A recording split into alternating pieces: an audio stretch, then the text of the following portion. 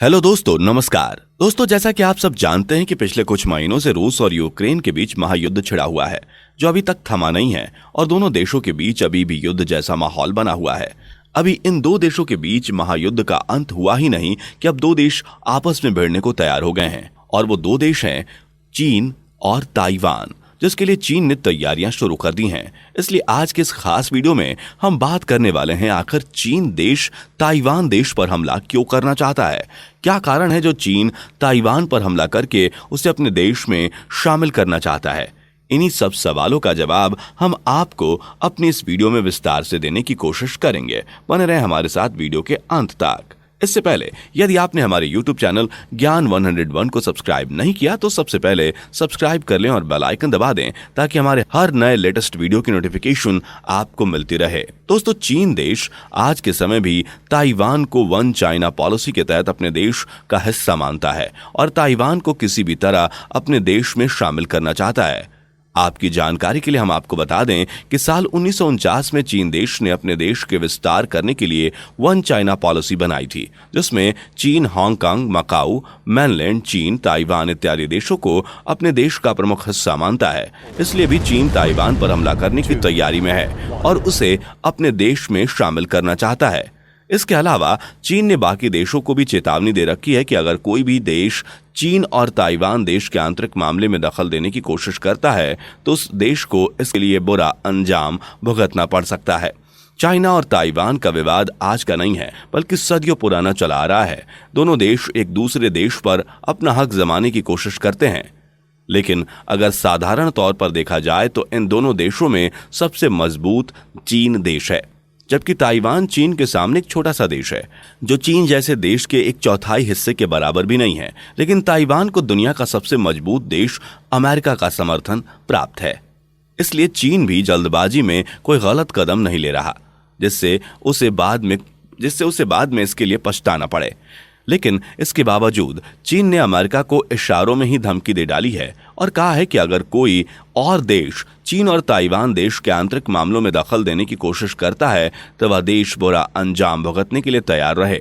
इसके जवाब में अमेरिका ने भी इशारों में चाइना को जवाब देते हुए कहा कि वो ताइवान देश का किसी भी हाल में साथ नहीं छोड़ेगा, उसका समर्थन हमेशा ताइवान के साथ ही रहेगा। दोस्तों, चीन और ताइवान के विवाद का सिलसिला आज का नहीं है, बल्कि इन दो देशों के बीच का विवाद आज से लगभग 73 साल पहले साल 1949 में शुरू हुआ। द्वितीय विश्व युद्ध के बाद चीन में लोकतांत्रिक व्यवस्था बहाल करने के लिए कम्युनिस्ट पार्टी के नेता माओ से तुंग और राष्ट्रवादी नेता चंग काई शेक के बीच उस समय गहरा विवाद हो गया था, जिसमें कम्युनिस्ट पार्टी के नेता माओ से तुंग की जीत हुई, जिसके बाद लोकतांत्रिक पार्टी के नेता चीन से दक्षिण पूर्व तट से 100 मील की दूरी पर एक द्वीप ताइवान में जाकर बसे थे और वहीं बसकर ताइवान में अपनी एक अलग सरकार बना दी और ताइवान को राष्ट्र देश घोषित कर दिया था। जबकि चीन और ताइवान दोनों देशों की बोलचाल से लेकर दोनों देशों की संस्कृति एक जैसी है। 1644 ईस्वी में चीन के ऊपर चिंग वंश के राजा का अधिकार था, लेकिन वर्ष 1911 के दौरान उस समय चीन में एक क्रांति आई, जिस वजह से चिंग वंश के राजा को चीन के अधिकार से वंचित होना पड़ा और अपनी सत्ता से हाथ धोना पड़ा था। इसके बाद चीन अपने अधिकार जमाने के लिए कुमिंगतांग पार्टी और कम्युनिस्ट पार्टी के बीच चीन में सत्ता के लिए विवाद शुरू हो गया, जिसमें कम्युनिस्ट पार्टी के इस विवाद में जीत हासिल हुई और चीन में कम्युनिस्ट पार्टी की सरकार बन गई थी। जिसके बाद कम्युनिस्ट पार्टी ने चीन का नाम आधिकारिक तौर पर रिपब्लिक ऑफ चाइना रख दिया था। इसके बाद चीन और ताइवान देशों के बीच चीन की जमीन पर अधिकार जमाने के लिए झगड़े होते रहे हैं और आज भी इन दोनों देशों के बीच इसके लिए तीखी बहस होती रहती है। दोनों देश अक्सर एक दूसरे की भूमि पर अपना दावा करते रहते हैं। अभी कुछ समय पहले आपने देखा होगा कि अमेरिका की सांसद अध्यक्ष नैन्सी पेलोसी ने कुछ दिन पहले ही कड़ी सुरक्षा के बीच ताइवान यात्रा का दौरा किया था, जिससे चीन देश अमेरिका से काफी खफा हो गया था और उसने अमेरिका को इस बात के लिए चेतावनी दे डाली थी और बोला कि वह अब इसके लिए अंजाम भुगतने के लिए तैयार रहे। इसके साथ ही चीन ने ताइवान को चारों तरफ से घेरने की कोशिश करना शुरू कर दिया और चीन ने ताइवान के नजदीकी सीमा पर युद्ध अभ्यास की तैयारी शुरू कर दी है।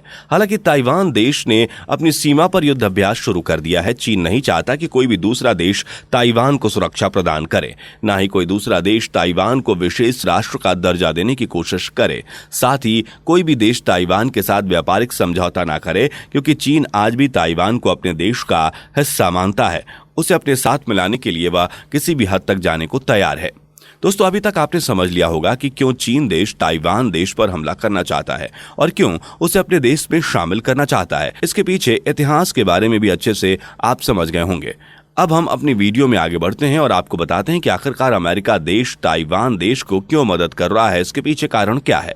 तो आपको बता दें कि अकेला ताइवान देश पूरी दुनिया में अकेले ही 80% से अधिक सेमीकंडक्टर चिप का उत्पादन करता है और अमेरिकी देश सबसे ज्यादा अपने देश के लिए सेमीकंडक्टर चिप ताइवान देश से ही खरीदता है। इस हालत में अगर चीन ताइवान पर हमला बोल देता है तो इससे जिस जिस चीज़ों में सेमीकंडक्टर चिप का इस्तेमाल होता है, जैसे कि मोबाइल, लैपटॉप, घड़ियां, सैटेलाइट तक में होने वाले एडवांस सेमीकंडक्टर चिप इत्यादि काफ़ी महंगे हो जाएंगे। इन सब के महंगे होने से अमेरिका को इससे भारी नुकसान हो सकता है, जिससे अमेरिका की अर्थव्यवस्था पर भी बड़ा गहरा असर देखने को मिलेगा। इसके साथ ही चीन का ताइवान पर हमला करने से चीन का पश्चिमी महासागर पर अधिकार हो सकता है, जिससे अमेरिका के हवाई द्वीपों पर तैनात उसकी मुख्य सेना को इससे काफी नुकसान हो सकता है। यही मुख्य कारण है कि अमेरिका जैसा मजबूत देश ताइवान को समर्थन कर रहा है और उसे हर हाल में मदद करने का भरोसा दे रहा है। अब बात आती है कि क्या ताइवान जैसा छोटा देश चीन जैसे देश का मुकाबला कर सकता है। तो जैसा कि आप काफी समय से देख ही रहे हैं कि कैसे रूस और यूक्रेन का युद्ध काफी लंबे समय से चल रहा है, जिसमें यूक्रेन जैसा छोटा सा देश काफी समय से रूस जैसे बड़े देश का मुकाबला डट के कर रहा है और अभी तक उसके आगे टिका हुआ है। इन दोनों देशों के बीच युद्ध से ही अंदाजा लगाया जा सकता है कि किसी भी देश को छोटा या फिर बड़ा नहीं समझा जा सकता। जहां यूक्रेन जैसा छोटा देश रूस जैसे बड़े देश का मुकाबला कर सकता है, तो इस मामले को देखते हुए ताइवान को चीन के सामने कमजोर मानने की भूल नहीं कर सकते। तो दोस्तों, ये थी चीन वर्सेस ताइवान के बीच युद्ध होने के मुख्य कारण। उम्मीद करता हूं कि आपको हमारी वीडियो पसंद आई होगी। अगर आपको हमारी वीडियो पसंद आई हो तो वीडियो को लाइक, और अगर आप चैनल पर नए हैं तो हमारे चैनल को सब्सक्राइब करना ना भूलें। अपने दोस्तों के साथ वीडियो शेयर करें। मिलते हैं दोस्तों अपनी अगली वीडियो के साथ, तब तक के लिए धन्यवाद। Thanks for watching.